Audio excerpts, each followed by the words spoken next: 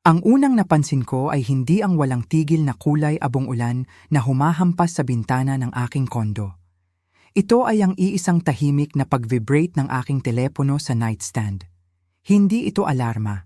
Ito ay isang alerto. Binuksan ko ang screen at binuksan ang aking banking app.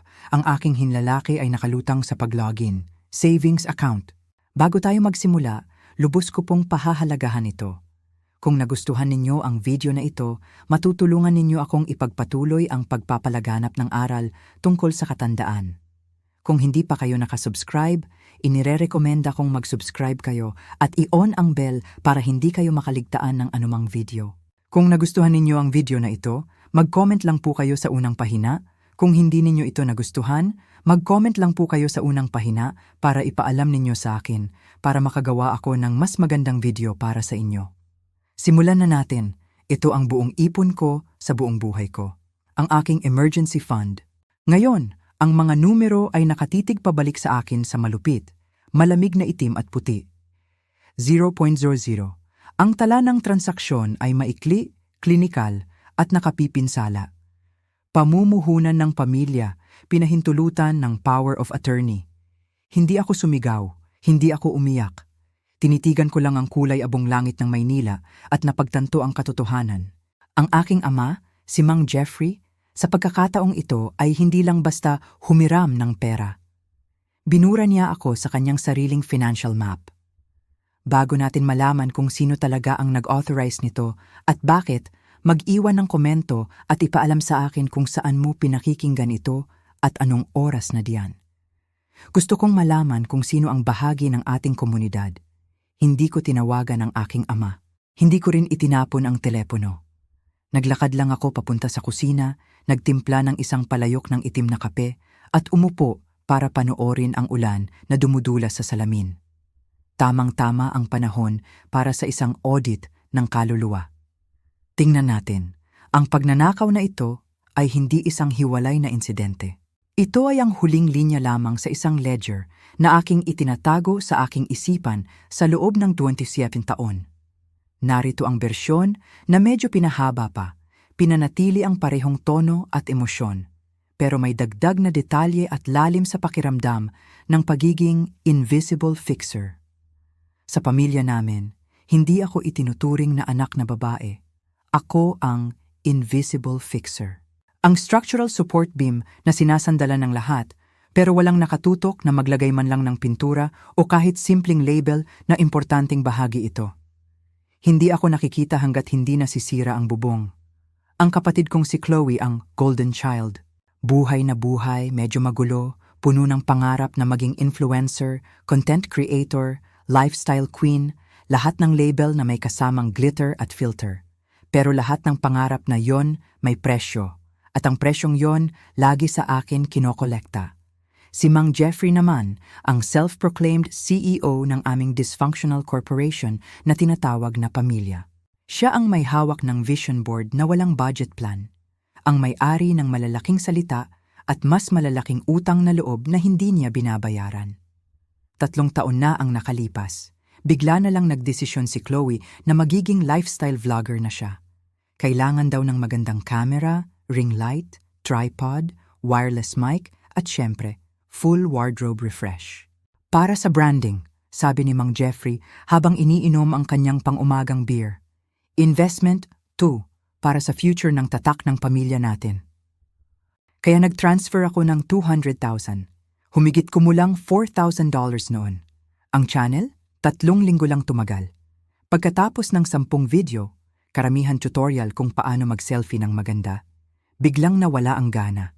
Wala man lang isang kusing ang bumalik sa akin. Para bang pera lang ang nawala, hindi rin ang panahon at pag-asa ko. 2 taon na rin ang nakalipas nang masira ang transmission ng vintage Jaguar ni Mang Jeffrey.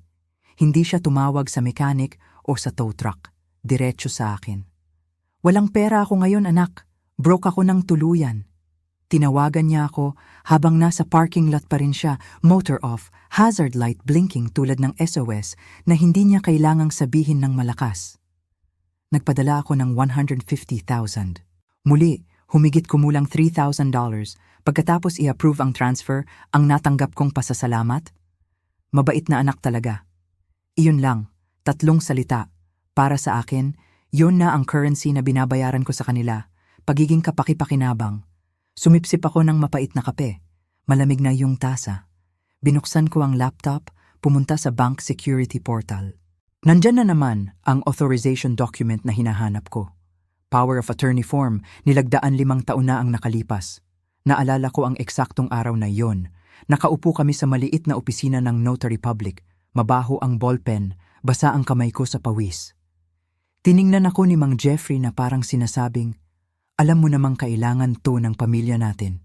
At ako, tulad ng dati, tumango. Kasi kapag hindi ako ang magtango, sino pa? Ngayon, habang nakaupo ako sa dilim ng kwarto ko, naka-sign in pa rin sa banking app, nagtitipa ng amount na alam kong muling hihingin sa akin balang araw, naisip ko, kailan kaya nila mapapansin na ang BIM na to matagal nang nangangailangan ng pahinga? O baka naman talaga, hanggat hindi pa gumuho ang buong bahay, hindi nila mapapansin na mayroon palang nagdadala ng lahat ng bigat mula noong una. Narito ang pinalawig at mas pinatinding bersyon habang pinapanatili ang parehong bigat, galit at pagiging malinaw sa wakas.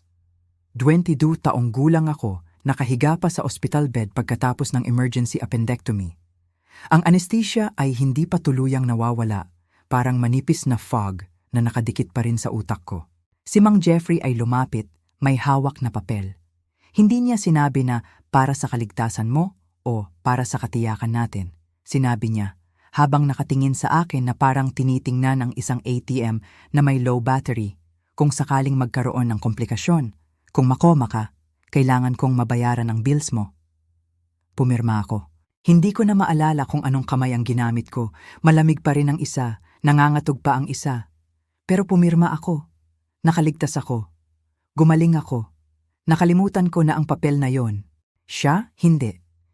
Itinago niya ito na parang spare key na inilagay sa loob ng drawer na hindi mo na naaalala, naghihintay lang ng tamang gabi para buksan ang buhay ko at alisin ang lahat ng natira. Matagal akong nagtaka. Bakit ko hinayaan? Bakit ako pumirma? Bakit binayaran ko ang camera, ang transmission ng Jaguar, ang mga emergency na walang katapusan? Bakit hindi ako sumigaw noon pa? Bakit hindi ko sinabi na hindi ko na kaya ng una pa lang? May termino ang mga psikologo para dito, learned helplessness.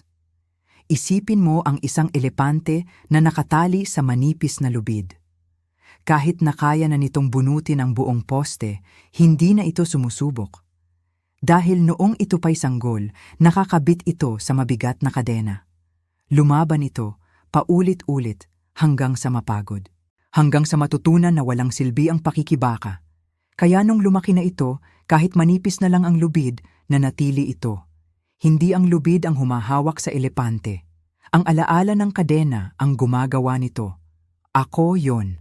Ako ang elepante. Minanipula ako mula pagkabata para maniwala na ang aking mga yaman, pera man, oras, lakas, katahimikan, ay pag-aari ng komunidad na tinatawag nilang pamilya. Tinuruan ako na ang aking autonomiya ay hindi karapatan, kundi pribilehiyo na ibinibigay sa akin ng ama ko. Binayaran ko ang upang sa pag-iral sa bahay na ito gamit ang katahimikan at ipon ko. Naniniwala akong kung magbibigay lang ako ng sapat, kung magiging sapat na mabait, hindi nila ako sasaktan. Hindi nila ako iiwan. Hindi nila ako hahayaang mamatay. Pero sa pagtingin ko sa zero balance na, yon, sa wakas, naputol ang invisible chain, ang conditioning na basag. Hindi ito isang pamilya na nagtutulungan para mabuhay sa krisis. Ito ay isang parasito na dahan-dahang pinapatay ang host nito. At ako, hindi naligtas. Ako ay inaani. Tinapos ko ang malamig na kape. Ang init ay hindi na umabot sa dibdib ko. Nanatili itong malamig, walang laman, parang basement na matagal nang inabandona. Hindi ako iiyak tungkol sa pera. Ang pag-iyak ay para sa mga may pag-asa pa na may magmamalasakit sa kabilang panig. Wala na akong pag-asa sa ganoon. Ngayon, alam ko na. Hindi ito isang hindi pagkakaunawaan. Hindi ito isang face ng pamilya. Ito ay deklarasyon ng digmaan.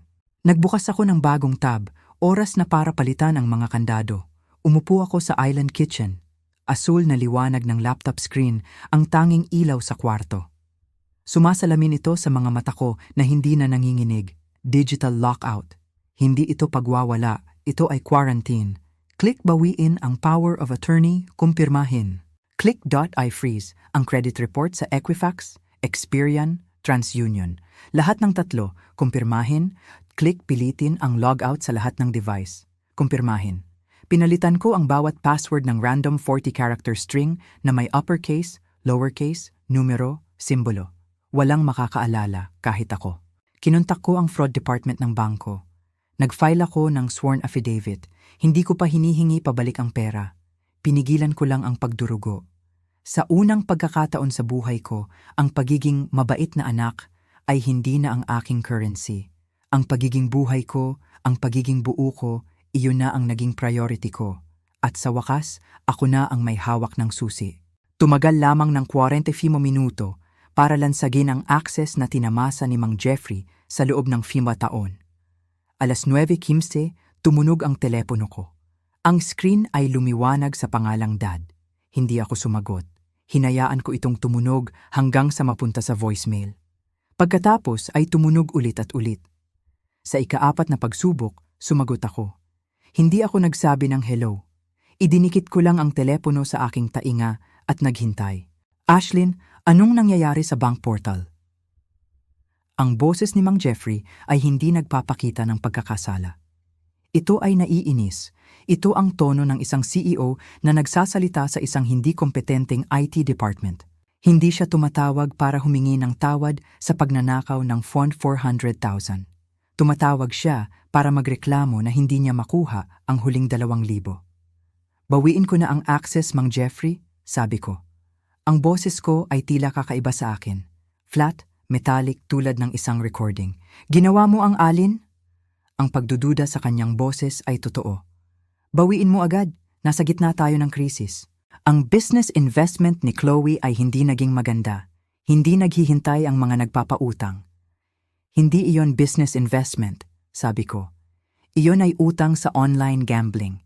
Nakita ko ang mga transaction code sa statement bago mo ito itinago. Ito ay isang liquidity issue, sigaw niya. Ang pagkukunwari ay bumabagsak. Siya ang kapatid mo. Kung hindi natin ito mababayaran bago tanghali, i-garnish nila ang sahod niya. Gusto mo bang masira ang reputasyon niya? Gusto mo bang masira ang pamilyang ito dahil sa isang clerical error? Pinakinggan ko siyang nagwawala tungkol sa pagkakaisa ng pamilya at mga sakripisyo. At bigla, lahat ay naging malinaw. Napagtanto ko kung bakit niya ito nagawa nang walang bahid ng pagsisisi. Ito ay tinatawag na the trap of normalization. Sa isang malusog na pamilya, ang mga individual ay mga magkakahiwalay na puno sa isang kagubatan na lumalaki ng magkakatabi. Sa isang narcissistic family system, ang pamilya ay isang solong organismo at ang ama ang utak. Ang iba ay mga bahagi lamang ng katawan. Si Chloe ang puso, ang mahalagang organ na kailangang protektahan sa lahat ng gastos dahil ito ang nagbobomba ng ego blood na nagpapanatiling mahalaga ang pakiramdam ni Mang Jeffrey. At ako, hindi ako ang puso, ako ay isang braso, ako ay isang bato. Kapaki-pakinabang, oo, ngunit kung ang puso ay nabibigo, hindi mo hihilingin sa bato na pahintulutan kang kunin ang mga mapagkukunan nito. Kukunin mo lang sila. Para kay Mang Jeffrey, ang pag-ubos ng aking account ay hindi pagnanakaw.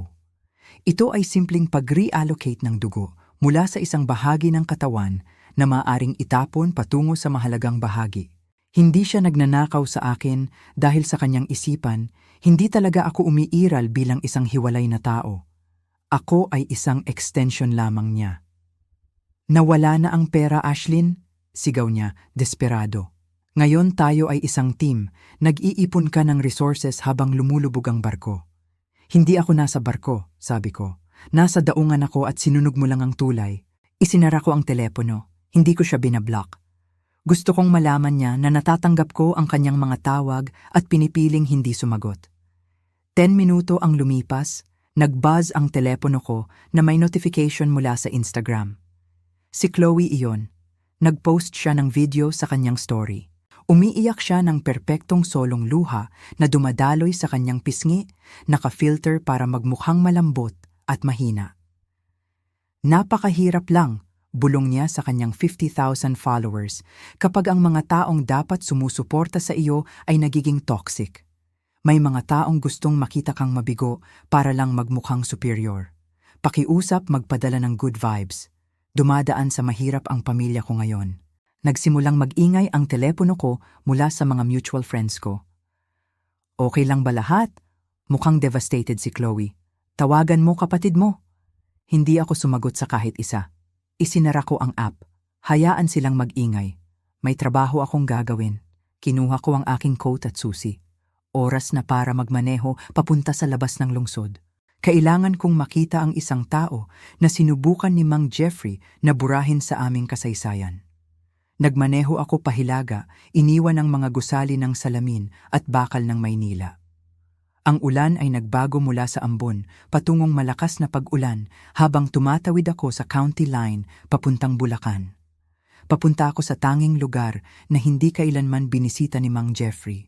Si Tita Cristina ay nakatira sa isang maliit na lumang bahay na A-frame na nakatago sa likod ng mga puno ng Douglas fir. Sa aking pamilya, si Cristina ang cautionary tale, ang kwentong babala. Palaging tinutukoy siya ni Mang Jeffrey bilang unstable o difficult.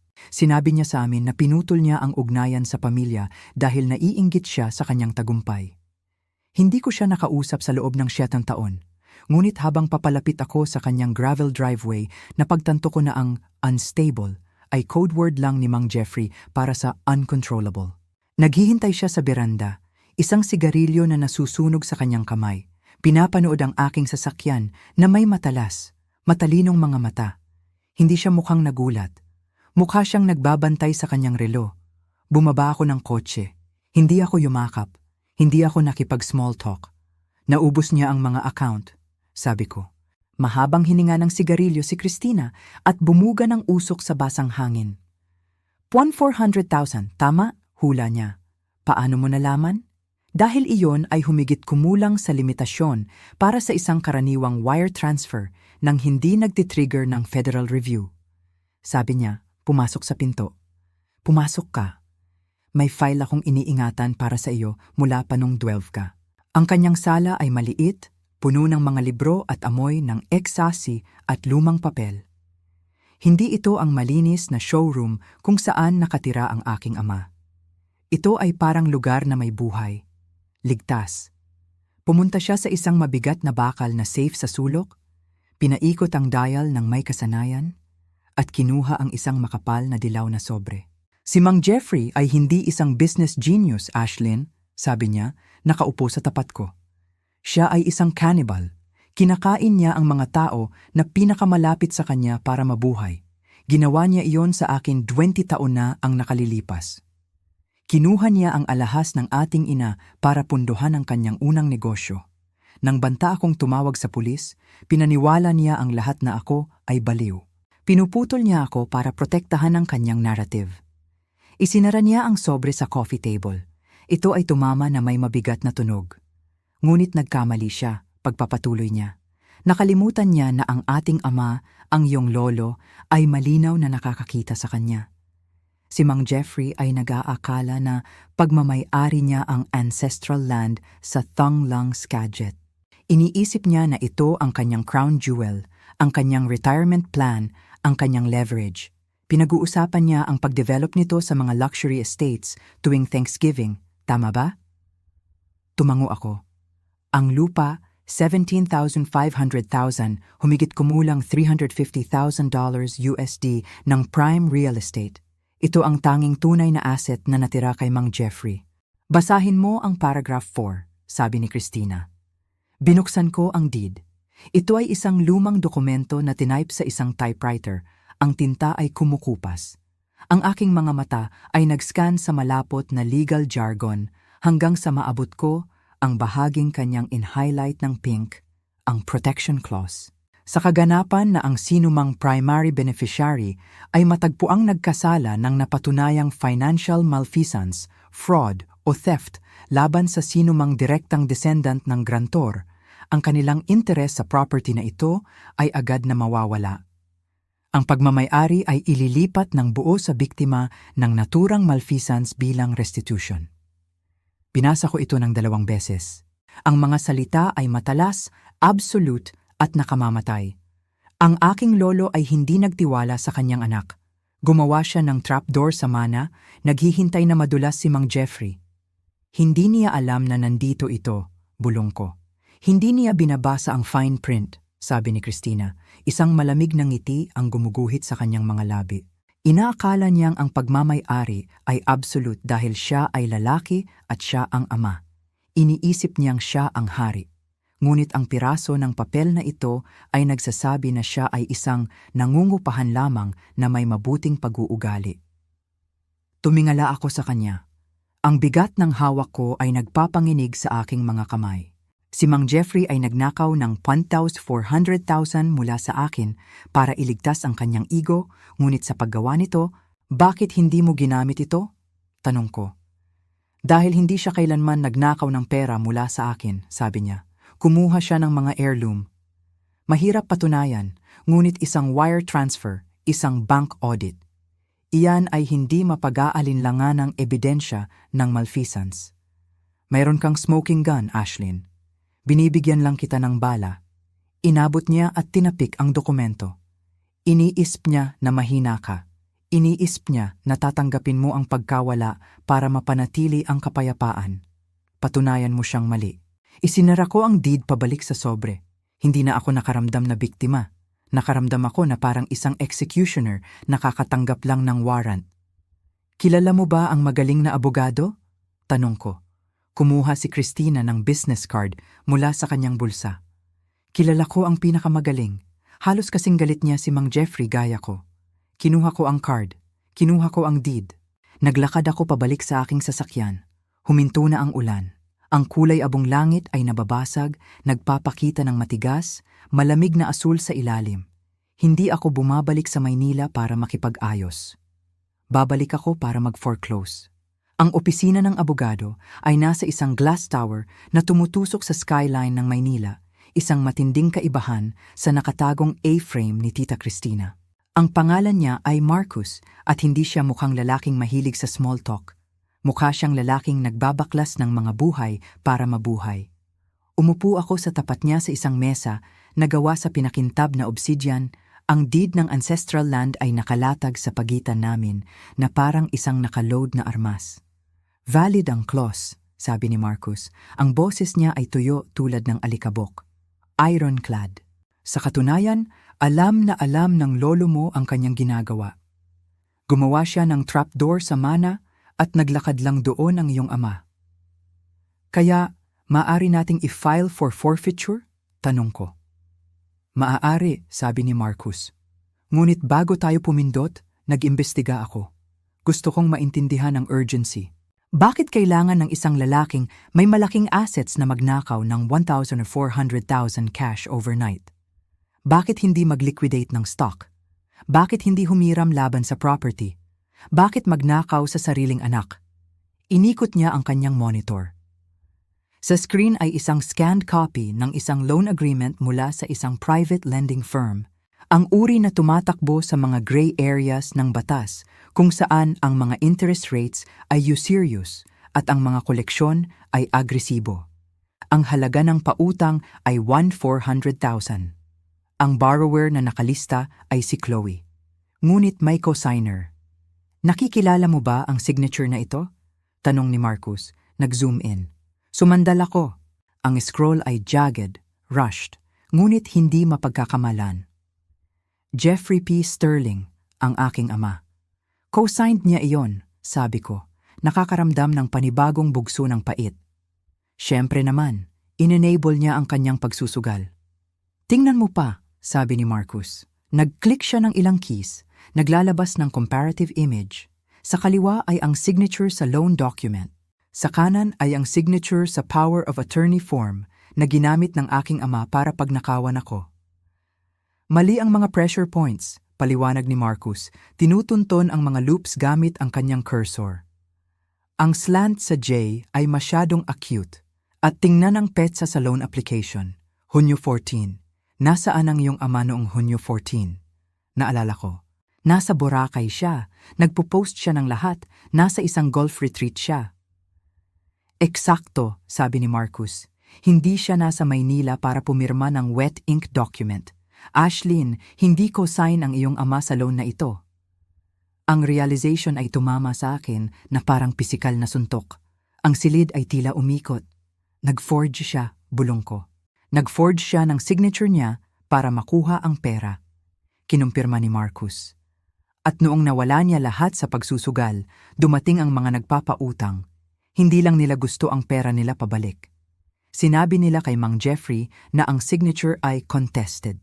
Binalaan nila siyang isusuko ang file sa district attorney para sa identity theft at fraud maliban kung ang balance ay mabayaran kaagad. Umupo ako, umalis ang hangin sa aking baga. Ang mga piraso ng puzzle ay nagbanggaan upang bumuo ng isang larawan na napakapangit na gusto kong umiwas. Hindi inubos ni Mang Jeffrey ang aking account para lang iligtas ang credit score ni Chloe. Hindi niya ito ginawa dahil lang siya ang paborito. Ginawa niya ito dahil siya ay na-corner. Kung hindi niya babayaran ang utang, kailangan niyang aminin na ang pirma ay peke. Kung aaminin niya na ang pirma ay peke, kailangan niyang ipadala ang kanyang golden child sa bilangguan dahil sa pandaraya. Mayroon siyang pagpipilian. Hayaan si Chloe na harapin ang mga kahihinatnan ng kanyang krimen o pagnakawan ako para takpan ito. Pinili niyang pagnakawan ako. Isinakripisyo niya ang inosenteng anak para iligtas ang kriminal na anak. Ginawa niya akong biktima ng pagnanakaw para maiwasan si Chloe na maging isang inmate. Hindi lang siya magnanakaw, sabi ko. Ang boses ko ay nanginginig sa isang malamig na bagong galit. Siya ay accessory after the fact. Ginamit niya ang pera ko para hadlangan ang hustisya. Tumango si Marcus ng dahan-dahan. Eksakto na nangangahulugan na ang kanyang paglabag sa protection clause ay hindi lamang financial malfeasance. Ito ay criminal conspiracy laban sa isang miyembro ng pamilya. Hindi na ito isang civil dispute, Ashlyn. Ito ay isang felony. Isinara niya ang laptop. Ang tunog ay final tulad ng isang gavel na tumatama sa kahoy. Mayroon na tayong lahat ng kailangan, sabi ni Marcus. Ang police report para sa pagnanakaw ng iyong ipon, ang ebidensya ng forgery, at ang deed. Hindi lang natin kukunin ang lupa, Ashlyn.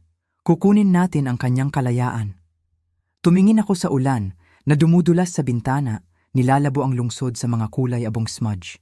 Sa loob ng maraming taon, nagtataka ako kung bakit hindi ako sapat para sa kanya, bakit hindi ko mapagkakatiwalaan ang kanyang proteksyon. Ngayon, alam ko na hindi ako kailanman naging tao para sa kanya. Ako ay collateral. Ako ang insurance policy na kanyang pinapeso para iligtas ang bagay na tunay niyang minahal. Ang reflection niya kay Chloe. Gawin mo na, sabi ko. I-file ang mga papeles. Tawagan ang pulis. Kinuha ni Marcus ang telepono. Maaaring gusto mong umatras, sabi niya. Kapag gumuho ang istrukturang ito, magiging maingay iyon. Hindi ako umatras. Gusto kong panoorin itong bumagsak. Ang biyahe sa elevator patungo sa penthouse ng Rainier Tower ay tahimik. Ang mga salamin na pader ay nagre-reflect sa amin. Si Marcus sa kanyang charcoal suit na may hawak na leather portfolio na parang armas. Dalawang unipormadong pulis, walang pakialam at imposing. At ako, mukha akong iba kaysa sa 3 araw na ang nakalilipas. Hindi na ako ang babae sa gray sweatpants na nakatingin sa zero balance. Naka-structured blazer ako. Nakapusod ang aking buhok. Mukha akong auditor na darating para sa isang surprise inspection. Bumaba kami sa plush carpet ng hallway.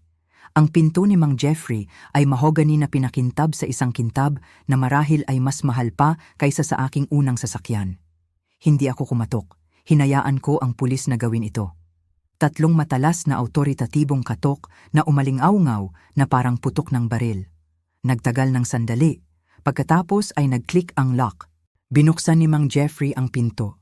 May hawak na baso ng scotch, nakasuot ng cashmere sweater. Mukha siyang naiinis, umaasa sa isang delivery o kapitbahay. Nang makita niya ako, ang kanyang labi ay umarko sa pamilyar na pagmamalaki. Ashlyn, Buntong hininga niya, hindi pa nga nakatingin sa mga tao sa likod ko. Sa wakas ay nagkaroon ka ng sentido komun. Tingnan mo, handa akong patawarin ang maliit na pagwawala mo sa bank portal.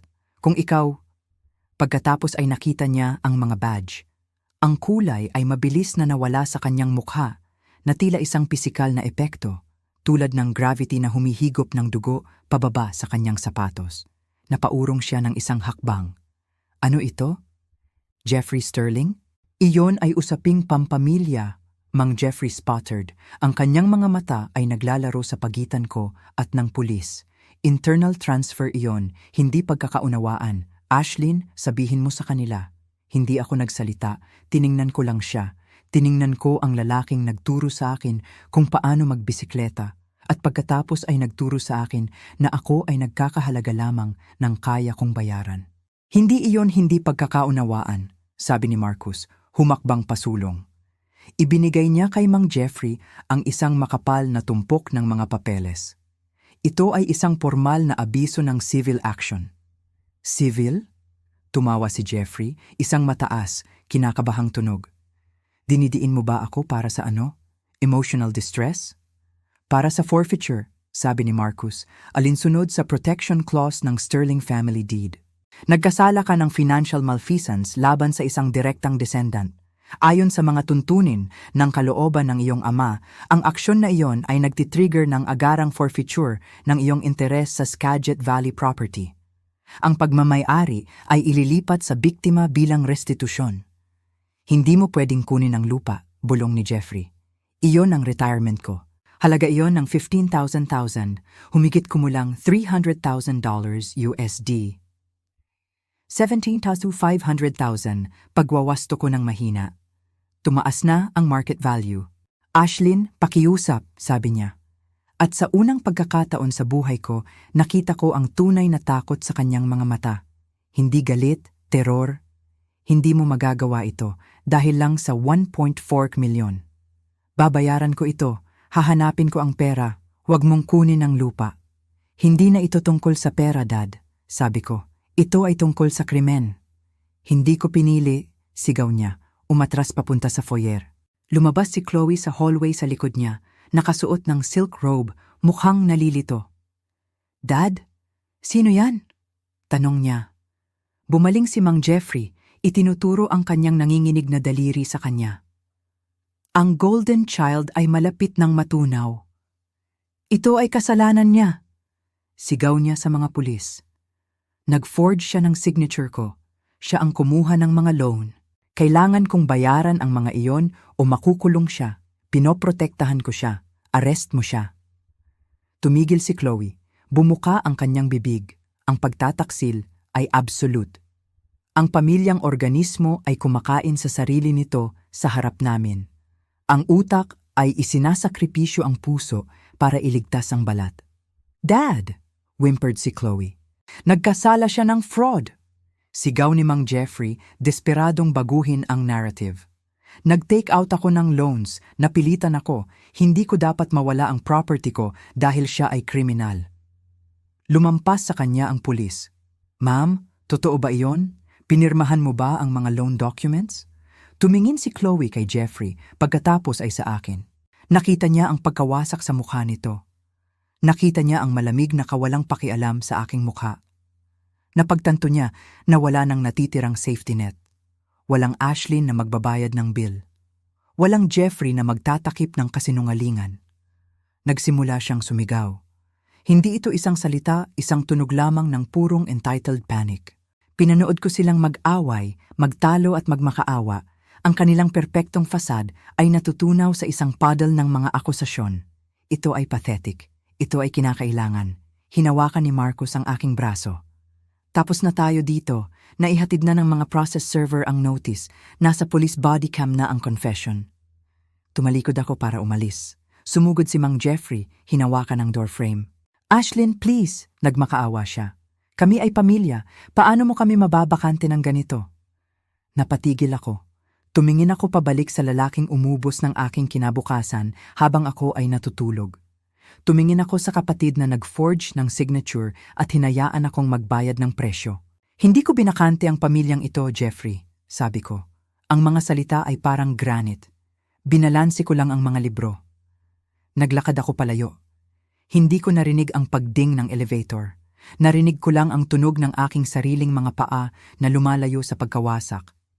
Matatag at sigurado. Ang legal na pagbuwag sa Sterling Family Estate ay tahimik, mahusay at absolute. Hindi ito nangyari ng may pagsabog, kundi sa pagkalmot ng isang panulat at selyo ng isang clerk. Lumaban si Mang Jeffrey, syempre. Kumuha siya ng murang abogado na sumubok na igiit na ang protection clause ay archaic, hindi mapapatupad. Ngunit winasak sila ni Marcus sa summary judgment. Ang ebidensya ng forgery at pagnanakaw ay hindi mapag-aalinlanganan. Hindi lang pinagkaloob ng hukom ang forfeiture. Nag-issue siya ng restraining order laban kay Mang Jeffrey at Chloe dahil sa harassment. Ang ancestral land sa Thonglang Skagit, ang crown jewel na pinagmalaki ni Mang Jeffrey sa amin sa loob ng mga dekada, ay inilipat sa aking pangalan noong Martes. Pagdating ng Miyerkules, inilista ko na ito para ibenta. Ayoko ng lupa. Ayoko ng kasaysayan, gusto ko ng liquidation, na ibenta ito sa loob ng 2 linggo sa isang conservation trust. Ang mga nalikom, 17,500,000, ay pumasok sa aking account sa isang maaraw na hapon. Umupo ako sa aking bagong apartment, isang loft na puno ng araw sa Ballard na may mga bintana mula sa sahig hanggang kisame na nakaharap sa timog, malayo sa mga kulay abong bagyo ng nakaraan. Tiningnan ko ang balanse. Ito ay isang nakagugulat na numero. Ngunit habang tinitingnan ito, may napagtanto akong malalim. Hindi ito basta pagwawagi sa lottery. Hindi ito kahit paghihiganti. Ito ay isang harvest. May konsepto sa filosofiya na tinatawag na justice ng gardener. Ito ay nagbubukod sa 2 uri ng katarungan. Mayroong retributive justice na tungkol sa parusa, isang mata para sa isang mata. Iyon ang nangyari kay Mang Jeffrey. Nawala ang lupa niya dahil ninakaw niya ang ipon ko. Iyon ang parusa. Ngunit pagkatapos ay may restorative justice. Ang katarungan ng gardener. Ito ay tungkol sa kung ano ang gagawin mo sa lupa kapag nakuha na ang mga damo. Sa loob ng 27 taon, tinrato ako ng aking pamilya na parang isang bukid na kailangang strip mine. Kinuha nila ang aking enerhiya, pera, oras at pag-ibig at iniwan akong baog. Kinain nila ang mga buto bago ko pa ito maitanim. Ngayon, sa unang pagkakataon sa aking buhay, hawak ko ang mga buto. Ang perang ito ay hindi lamang pera, ito ay potensyal. Ito ang graduate degree na hindi ko kinuha dahil nag-iipon ako para sa mga pagkakamali ni Chloe. Ito ang paglalakbay na hindi ko binuok dahil maaaring magkaroon ng emergency si Mang Jeffrey. Ito ang down payment para sa isang buhay na tanging sa akin lamang eksklusibo. Hindi lang ako nabayaran, ako ay naibalik. Nabawi ko ang kakayahang lumago. Tinawagan ko si Tita Cristina para sabihin ang balita. Ang lupa ay nawala na. Ibinenta ko na. Mabuti, sabi niya. Ang kanyang boses ay nanginginig sa kasiyahan. Hindi kailanman naging karapat-dapat si Mang Jeffrey kahit ang lupa sa ilalim ng kanyang paa. Hindi mo lang ibinenta ang property, Ashlyn. Binenta mo ang pasanin. Gumaan ang pakiramdam ko. Iyan ang pakiramdam kapag binaba mo ang patay na bigat, sabi niya. Ngayon, mabuhay ka. Iyon ang tanging paghihiganti na tumatagal. Isinara ko ang telepono at naglakad patungo sa bintana. Ang araw ay lumulubog. Ginagawang silhouette ng lila at ginto ang Olympic Mountains. Tahimik ang aking telepono. Walang mga demand, walang krisis, walang mga notification ng pagnanakaw. Nawalan ako ng ama at kapatid. Alam kong darating din ang pighati sa mga tahimik na sandali. Ngunit habang nakatingin sa abot tanaw, alam ko na hindi ko talaga nawala ang pamilya. Nakaligtas ako sa isang parasito. Sumipsip ako ng aking alak. May lasa itong ubas, hindi suka. May lasa itong pagmamay-ari. Hindi ko binakante ang aking pamilya, Jeffrey. Ang mga salita ay parang granite. Binalansi ko lang ang mga libro. At sa unang pagkakataon, ako ay nasa black, kumikita. Kung nagkaroon ka na kailanman ng tungkulin na maging kontrabida sa kwento ng iba para lang mabuhay sa sarili mo, ibahagi ang video na ito. Hindi ka nag-iisa.